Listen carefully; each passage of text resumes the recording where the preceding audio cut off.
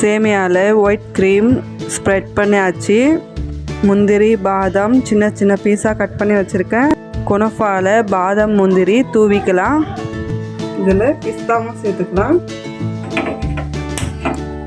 ஒரு நிமிஷம் ஹை ஃப்ளேமில் இருக்கட்டும்.